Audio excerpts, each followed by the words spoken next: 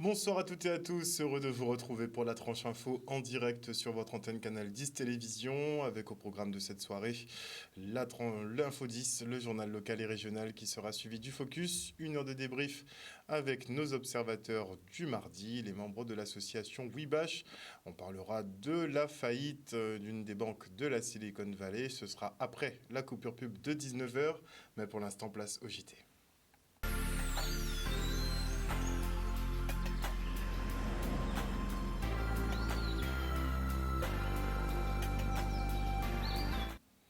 Nous sommes le mardi 14 mars 2023 et notez cette idée de génie de la ville de Saint-Ouen qui annonce la mise en place de congés menstruels pour les agents atteints d'endométriose ou de règles douloureuses. Comme quoi, quand on veut, effectivement, on peut avoir de très bonnes idées qui peuvent effectivement bénéficier aux travailleurs.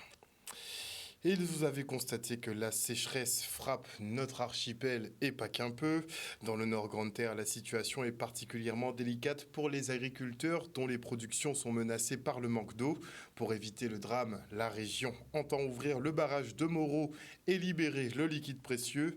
Harry Chalus était en visite de terrain sur l'exploitation de monsieur Narayan Insami. Le reste en images. Yo peut pas dire Bougassa ni pognon ni la problème de l'eau là. Ça pas faute à oui, c'est tout le monde savent qui bite mais qu'il fait les possible pour ba même 100 litres. Mais à pas faute à. Nous avons été voir Michel Narayan Sami que nous avons accompagné pour l'irrigation de sa diversification agricole et aujourd'hui nous sommes venus voir le maire Lunier qui subit effectivement cette sécheresse et ce que nous voulons aujourd'hui c'est rapidement aller ouvrir le barrage de Moreau pour envoyer de l'eau pour la Grande Terre.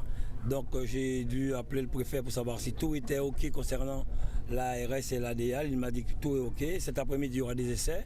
Et j'espère que dès demain, si Dieu veut, nous pourrons ouvrir les vannes de ce barrage et voir le département pour qu'il puisse poursuivre un peu pour que l'eau puisse arriver en Grande Terre pour les agriculteurs. Donc c'est ce qui est important pour nous aujourd'hui. Mais nous constatons effectivement que cette sécheresse sévit énormément en Grande Terre. Je dois dire qu'ici c'est une savane, vous savez, quand vous êtes entré. C'était exactement comme le terrain est à l'entrée. C'était sec, aride, calcaire. Et petit à petit, nous avons planté des arbres. Et je pense d'ici 1 an, 2 ans, les arbres seront beaucoup plus grands. Et on pourra mesurer l'effet du reboisement sur l'ensemble de cet espace et les aspects bénéfiques du reboisement pour le climat, pour le sol, pour l'environnement. C'est leur outil de travail. Nous avons toujours été à leur côté, que ce soit la banane, les melons, la canne. Donc là, nous allons les accompagner rapidement à retrouver de l'espoir pour pouvoir récolter et livrer leurs melons. Et par la suite, s'il y a d'autres mesures à prendre, nous les prendrons pour les accompagner comme nous l'avons toujours fait. Rappelez-vous, quand il y a eu le Covid, nous avons été les premiers à les accompagner à acheminer les melons vers l'Hexagone. La région sera toujours aux côtés des agriculteurs de la Guadeloupe. Oui, je reprends l'exaspération du jeune d'en bas. Il avait 60 employés, aujourd'hui il n'a qu'une vingtaine. Mais effectivement, comme je le dis, il faut penser à l'avenir. Se battre, toujours se battre en Guadeloupe. Mais nous continuons à nous battre et c'est mon travail. Me battre pour la Guadeloupe, me battre pour nos agriculteurs qui quand même font quelque chose de bien. Si nous avons lancé à Green Startup, c'est pas pour rien. Si nous voulons une autonomie alimentaire en Guadeloupe, c'est pour les Guadeloupéens. Donc nous mettrons tout en œuvre avec les fonds qui existent, notamment le FEADER, pour les accompagner et aussi des fonds régionaux. Moi je pense que la région nous a soutenus dans la plupart des projets, c'est un petit peu normal. Donc je l'ai invité pour qu'il se rende compte réellement de ce qui a été fait, et ce qui reste à faire, et le projet dans sa globalité. Et c'est tout naturellement, il m'a dit ok, j'ai le temps de consulter mon équipe et on viendra. J'ai reçu un appel de M. Céleste qui m'a confirmé qu'il serait ici aujourd'hui. Donc on est tout à fait content qu'il soit là. Et qui dit sécheresse dit augmentation des tours d'eau qui deviennent monnaie courante dans certains secteurs, comme c'est le cas d'ailleurs dans le sud Basse-Terre. En tout cas, le syndicat de l'eau a sorti un planning des coupures. N'hésitez pas à le consulter, que ce soit sur Facebook ou sur les autres réseaux, pour savoir à quelle sauce vous allez être mangé. Et les ports maritimes de Guadeloupe et Martinique ainsi que la SARA se penchent sur la transition vers des énergies décarbonées. Ces entreprises font appel à Farwind, un navire qui récupère l'énergie en haute mer et la ramène sous forme d'hydrogène. On en parlait hier. Regardez. On présente un gros projet qui fonde un partenariat entre Farwind Energy, les deux grands ports maritimes qui sont ceux de Guadeloupe et de Martinique, la SARA, et puis un opérateur de Sainte-Lucie qui s'appelle Unite Caribbean.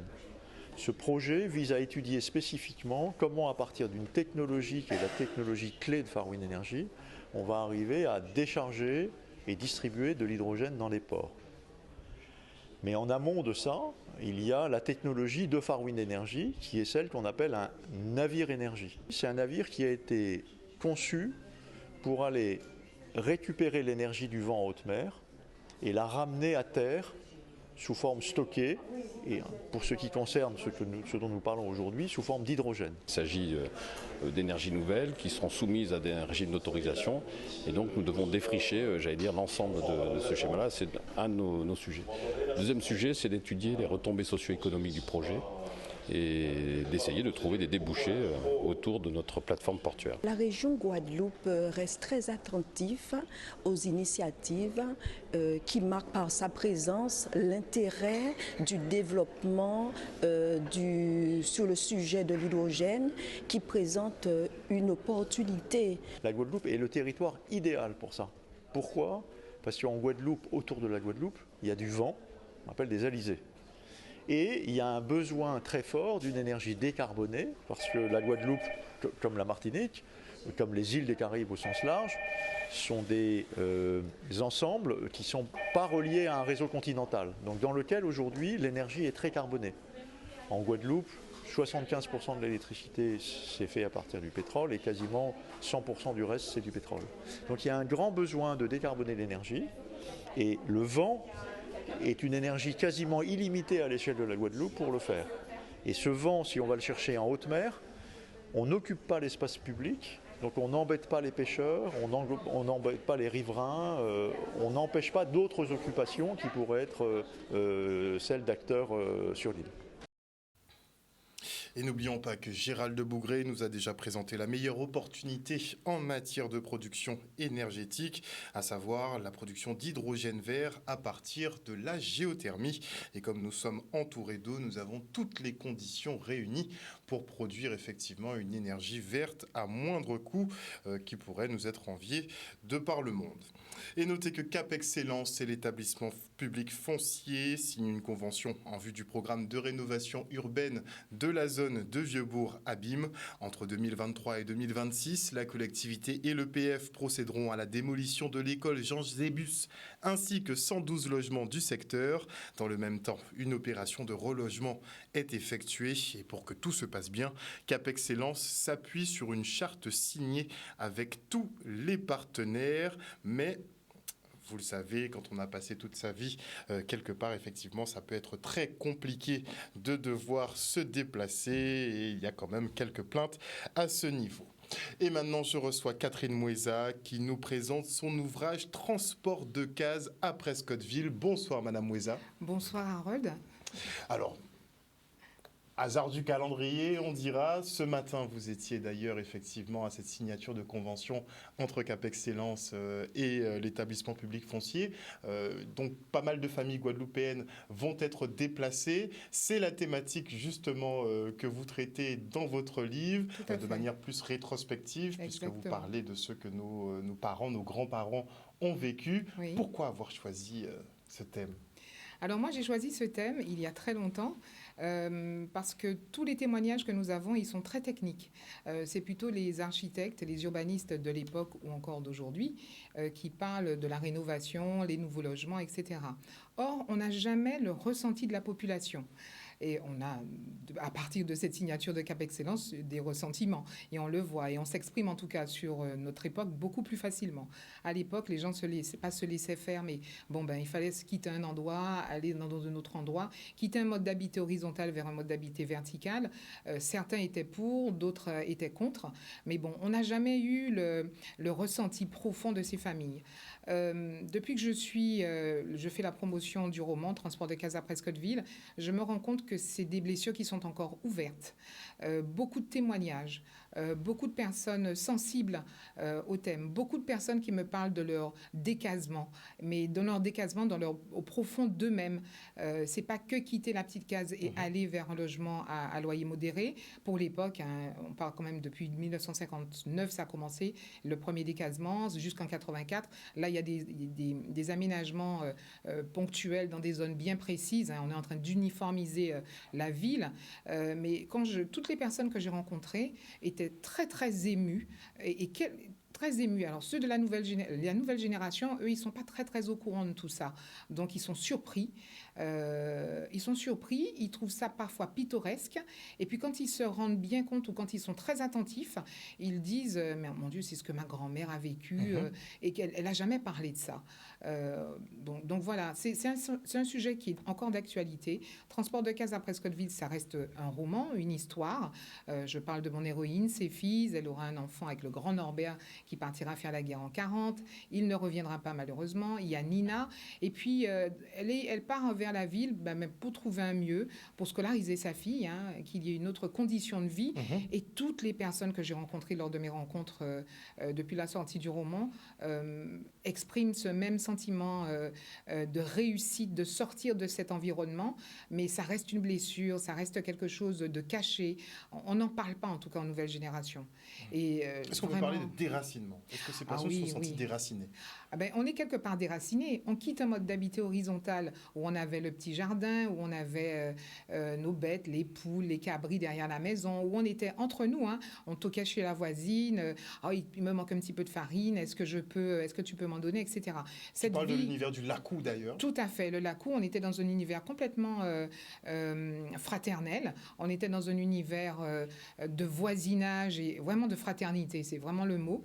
Et puis tout d'un coup, on a même... Alors, j'ai discuté dernièrement avec Marc Jallet, qui nous faisait un témoignage lors de ma dernière rencontre littéraire sur Basse-Terre, et qui me disait, lors du décasement de l'amélioration de l'habitat sur Pointe-à-Pitre dont il a participé, il y avait des voisins qui disaient, oui, mais on veut quitter Case-là, mais je veux être dans l'immeuble avec ma voisine. Et il croyait que ça aurait été possible de se retrouver avec la voisine sur les nouveaux logements. Garder quelques repères, au moins. Effectivement, garder quelques repères, ce qui n'était pas du tout prévu. Et puis, c'est pareil. Là, on quitte un mode d'habiter horizontal où ça reste encore un coup de main, on ne paye pas vraiment de loyer, etc. Et puis là, on va vers un mode moderne d'habitat.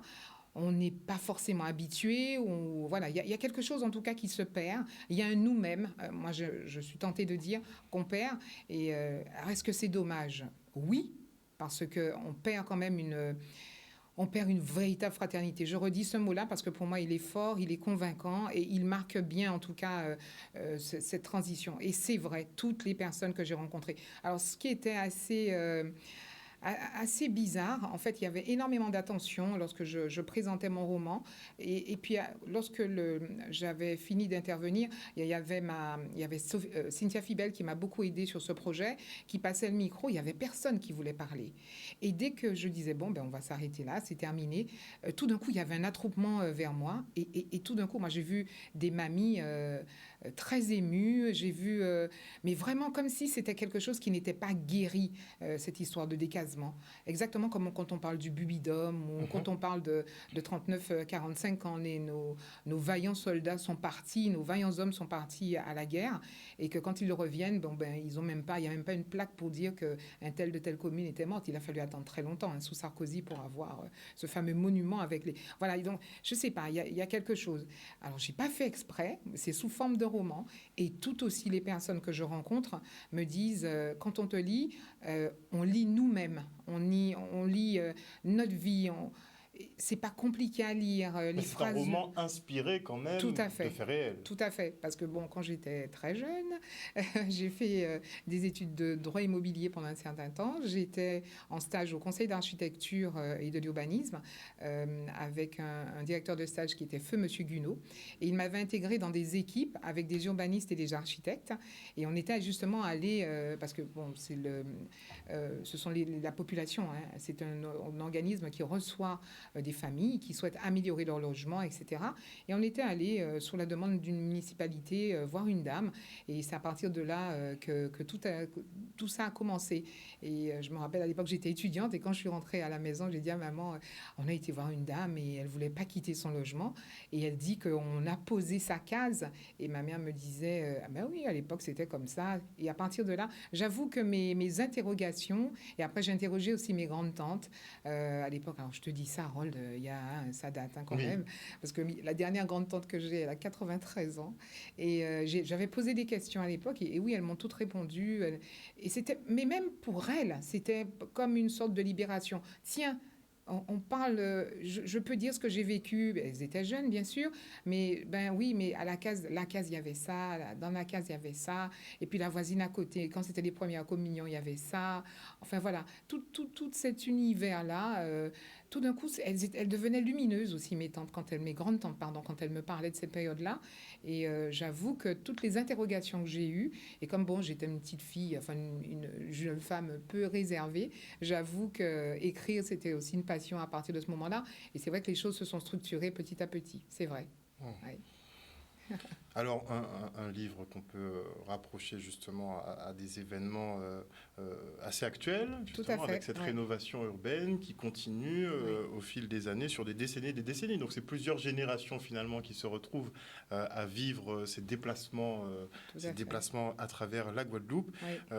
Vous étiez justement donc à cette présentation. Quel était le ressenti des personnes sur place ? Est-ce qu'elles étaient un peu comme nos grands-parents ? Moi, j'étais plutôt spectatrice. J'étais plutôt spectatrice. Ça m'a beaucoup intriguée. De toutes les façons, chez nous, nous sommes des personnes vaillantes. Les hommes comme les femmes, nous sommes des personnes vaillantes. Et il faudra avancer. Alors, je ne dis pas ça pour que ceux qui détruisent et qui construisent, donc du côté des architectes et des urbanistes, disent « Ah, ben ça y est, on a une colistière ». Non, pas du tout. Je suis d'aucun clan. Je me dis simplement que la vie avance. Il faut faire avec son temps. Il faut faire avec son temps. Toutefois, je me dis qu'il faut de plus en plus... il faut quand même donner la parole aux personnes qui vont être décasées. Et c'est vraiment ce mot-là. Et même que c'est un terme qui est évident, c'est le terme qu'on dit le décasement, mais il faut être à l'écoute. Et je pense que peut-être, et je dis bien peut-être, et je ne suis d'aucun bord politique, et je dis simplement peut-être, il faudrait qu'il y ait aussi une cellule d'écoute lorsque tous ces programmes assez importants se mettent en place. Alors, mais je me pose là du côté des familles, parce que je suis une maman, parce que j'aurais pu être la dame ce matin que j'ai entendue à la radio, qui défendait sa grand-mère. J'aurais pu être la grand-mère qui se dit à plus de 80 ans, mais où est-ce qu'ils vont me mettre comment je vais vivre dans ça? Ma petite retraite va peut-être pas me permettre de payer le loyer. Voilà, donc je suis d'aucun bord. Je dis simplement qu'il faudrait peut-être mettre en place une cellule d'écoute et de véritable accompagnement, qui ne soit pas un accompagnement uniquement administratif, technique. Voilà, on change, dorénavant, ça sera comme ça ou ça. Quelque chose de plus humain. De plus humain et d'écoute aussi. Que ça soit... Moi, je pense que dans tous ces programmes, à mon avis, ce qui peut-être manquerait, et peut-être que c'est le cas, et je n'ai pas le fin mot de l'histoire, mais il faudrait peut-être mettre aussi en place des cellules d'écoute, sans que ça soit du misérabilisme ou de ce genre de choses, mais une véritable cellule d'écoute. Alors, autant que les jeunes seront, eux, d'accord à quitter, puisque là, on parle de vieux Borabim, donc de quitter les lieux sans aucun problème parce qu'ils aspirent, et qu'autour d'eux, déjà, il y a déjà des beaux bâtiments, en se disant, dorénavant, je serai dans quelque chose de neuf, une autre vie, plus moderne, mais que les personnes un peu plus anciennes, qui ont connu, justement, dans ces années 60, les premiers décasements, et la force et la violence que c'était pour certaines familles, qu'il y ait un accompagnement qui serait plus intéressant. En tout cas, vous traitez justement ce sujet du décasement dans votre ouvrage Transport de cases après Scottville. Il y a une présentation sur Basse-Terre. Est-ce qu'il y en aura d'autres ? Alors, figure-toi, Harold, pour le moment, il n'y en a plus. Oh. J'ai fait une présentation sur le gosier dans un hôtel qu'on connaît bien, une séance qui était très, très intéressante, très animée. J'en ai fait une autre sur Basse-Terre parce que je viens de Basse-Terre, à la Maison du Patrimoine, et je remercie tous les intervenants, Marc Jallet, Charlie Monduc, Fred Deshaies, qui m'ont donné un petit coup de main.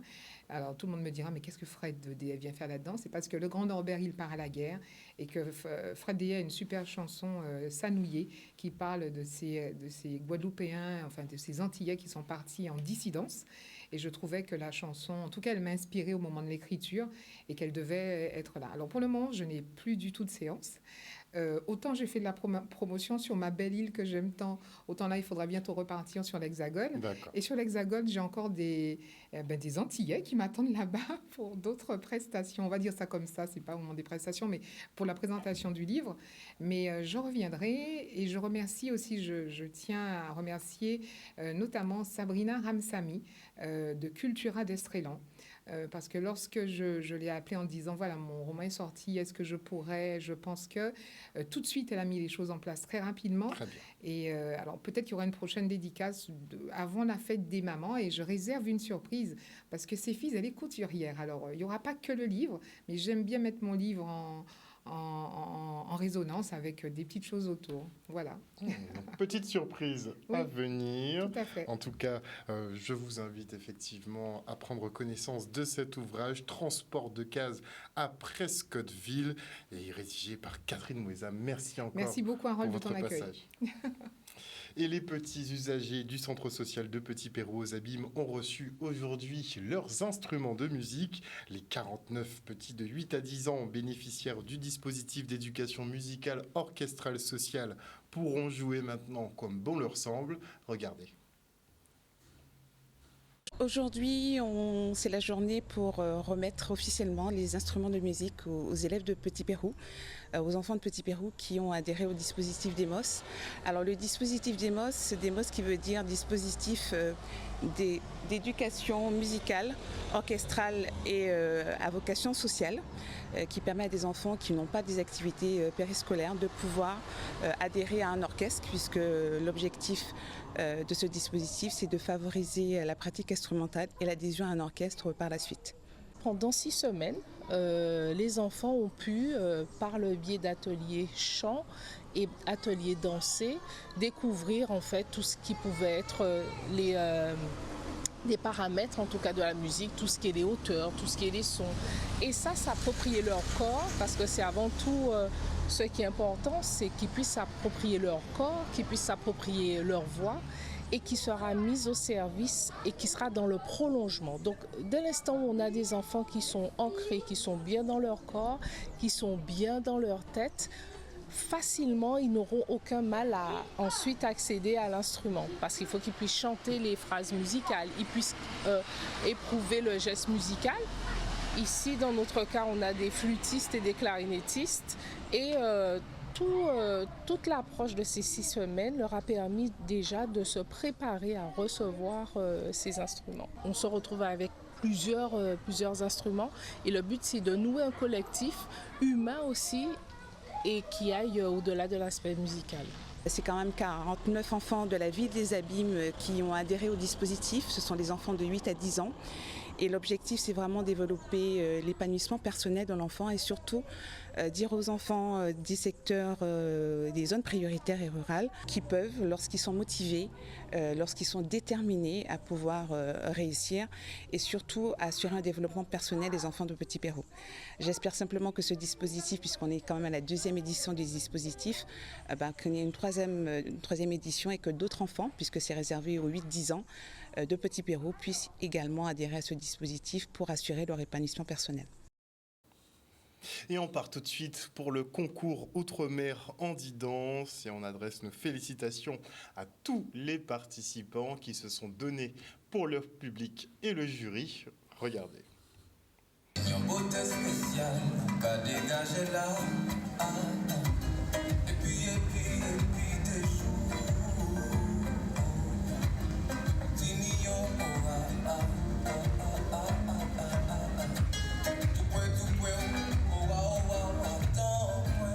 En fait, ça fait même 3 ans, donc c'était très très long si je puis dire. Et auparavant, on avait effectué la rencontre régionale. Donc là, c'est une grande première pour ce renouveau, justement. C'est une rencontre nationale cette fois-ci, avec le concours national. Il démarre fort, hein, j'avoue, vraiment, c'est vraiment formidable. Mais il y a encore un autre premier prix, il y a 2 prix du jury en fait, pour la journée. Donc il reste encore cet après-midi avec ce prix et mon coup de cœur sur la totalité aussi des chorégraphies. Donc c'est de bon augure, oui, tout à fait. C'est une très grande valorisation pour eux. C'est un moment extraordinaire où ils sont eux, sans différence et avec leurs différences. Comme tout à chacun, ils dansent comme tout citoyen à part entière. Et c'est vrai que s'exprimer avec son corps comme il est ou avec psychiquement comme on est, eh bien c'est ça l'essentiel puisque le mouvement c'est la vie et il mérite vraiment, comme vous le disiez, oui, d'être mis en lumière, vraiment. C'est très compliqué parce que apparemment il y avait 2-3 chorégraphies sur lesquelles ils hésitaient, donc il fallait vraiment sélectionner celles qui pour eux méritaient vraiment le premier prix. Donc c'est vrai qu'il n'y a qu'un seul premier prix pour cette demi-journée. Et bon, pour finir, ils se sont décidés et voilà, cela a été fait pour l'IME La Vie Coignette. Venant de la métropole. Je suis très très très fière, très émue, je ne sais pas quoi dire, les larmes aux yeux. Je ne sais que dire que je suis vraiment contente que les résidents ont pu gagner ce premier prix. Effectivement, beaucoup de mois de travail, beaucoup de difficultés, beaucoup d'embûches, mais on y est arrivé. Au mois de mai, 3, 4, 5 mai, au Palais des Grottes à Cambrai, nous avons tous les danseurs en situation de handicap de la Guadeloupe qui sont invités à venir partager un moment exceptionnel. Nous attendons 1 millier de danseurs en situation de handicap sur 3 jours. Excellent. Et la ville de Gosier rend hommage à la reine de beauté Clémence Bottineau. La Miss France a désormais une aire de jeu à son nom. Mention spéciale pour les élèves de CE1 de l'école Georges Marcel de Mango qui ont mis la main à la pâte. Regardez. À la 1, à la 2, à la 3. Ouais! C'est un grand honneur pour moi, j'étais vraiment très très émue pendant cette cérémonie parce que c'est un peu l'histoire de ma vie aussi, cette plaque, et que ça soit gravé dans le marbre, c'est vraiment très très fort. Je pense aux femmes, aux Guadeloupéennes, aux Guadeloupéens, aux Gosiériens, aux jeunes, aux moins jeunes, à ma famille aussi, parce que c'est aussi un héritage que je porte maintenant. On aura certainement d'autres Miss France, d'autres Miss qui vont bien sûr faire des choses grandes pour la Guadeloupe et je suis fière d'avoir ouvert cette voie et voilà, merci à la Guadeloupe pour tout, pour tout, pour tout. C'est un travail d'équipe, c'est déjà fait avec la collaboration des élèves de CE1 de l'école Georges Marcel de Mango, avec ma majorité, avec aussi tous les administratifs de la ville de Gosier qui travaillent sur ce sujet, le cabinet, et c'est vrai que on est vraiment dans cette dynamique depuis notre arrivée d'honorer les Gosiériens qui ont marqué l'histoire du Gosier, de la France et de la Guadeloupe. Et Clémence Bottineau en fait partie. Et c'est tout à fait normal qu'aujourd'hui, cette aire de jeu, ce square, qui graine beaucoup d'enfants qui viennent de partout, puisse être un modèle pour les enfants de la Guadeloupe. Et je pense qu'à travers les œuvres caritatives de Clémence Bottineau, ça montre son courage, mais surtout, elle démontre une abnégation et un travail sans relâche, notamment pour les enfants en handicap. Et c'est pour ça qu'il était important de donner, de créer, d'ouvrir le champ des possibles et de vraiment permettre aux autres enfants, aux générations qui arrivent, à eux aussi de s'investir et de faire don de soi pour les autres. Je crois que c'est vraiment la première fois de ma carrière entière que je suis submergée par l'émotion et que j'arrive pas parce que je pensais à toutes les 3-4 dernières années où, comme je l'ai dit, il y a eu des échecs, des réussites, des doutes et c'est ça le cheminement pour faire bouger les choses, on est obligé d'être confronté à tout ça et du coup j'ai vu mon parcours et je me suis dit tu peux être fier de toi et profite de ce moment, quoi. Un reportage signé Olivier Félix. Et on enchaîne avec le 10e anniversaire du club Friendship Force de Guadeloupe.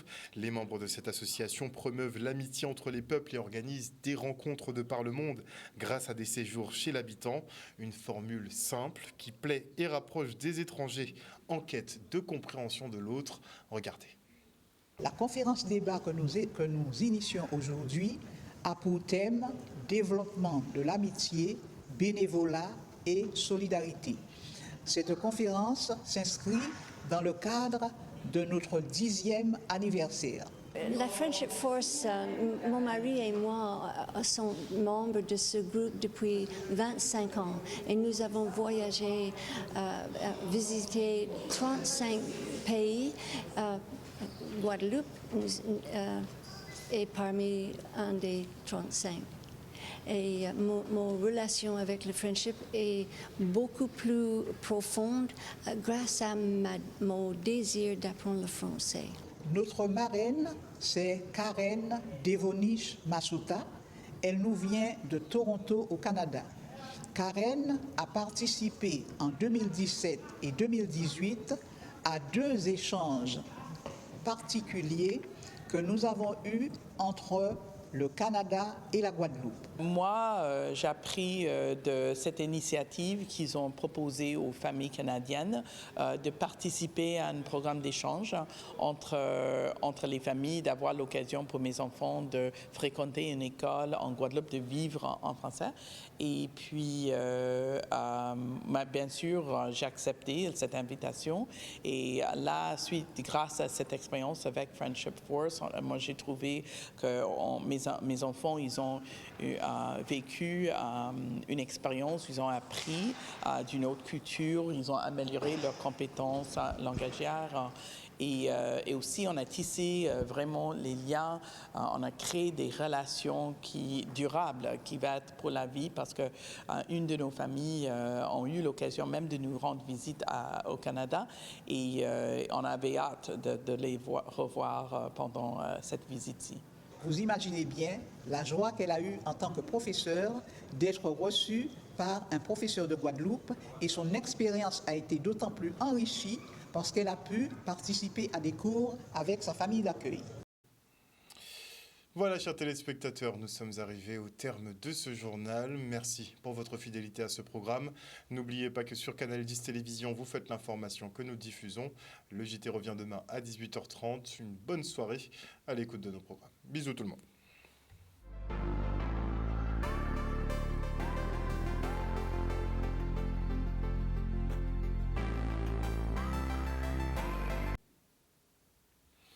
À venir dans la tranche info sur Canal 10, le focus, 1 heure de débrief sur l'actualité avec nos observateurs du mardi, à savoir les membres de l'association WeBash. On parlera notamment de la faillite de la SVB, de la Silicon Valley Bank. Ce sera après la coupure pub. Mais avant cela, je dis bonsoir à Colette Hérin, à Marc Bast, bonsoir à Mouton Lucide, à Marie-Lou, à Maggie Delaney, bonsoir à Marie Rutier, à Joël Bazit, à Moïse Caramel, à Jimmy Kamagouva Aliar. Jimmy Kamagouva Aliar qui nous dit hydrogène vert dans la Caraïbe, nous aurons les miettes. C'est possible, hein, Jimmy. Si on ne prend pas les devants avant que les devants nous prennent, c'est fort probable, effectivement, que ça nous passe sous le nez alors qu'on est censé être leader dans le domaine. Bonsoir à Woody Cole, bonsoir à Odile Zingilet, bonsoir à Eddy Félix, bonsoir à Moïse Tézénas, bonsoir au général Franck Abar, avec qui j'ai une petite discussion très intéressante. Hein. Bonsoir à Mamounette Chéri, bonsoir à Mieli Pops, à Lydia Luce, à Fleur, le balisier des îles, bonsoir à Patricia de Normandie, ainsi qu'à Olympe Nagalingon. Excusez-moi si j'ai mal prononcé. Bonsoir à Georges Bibrac, à Edith Keddy Lefi. Et ce sera tout pour ce soir. On se quitte pour la coupure pub et on revient avec nos invités en plateau.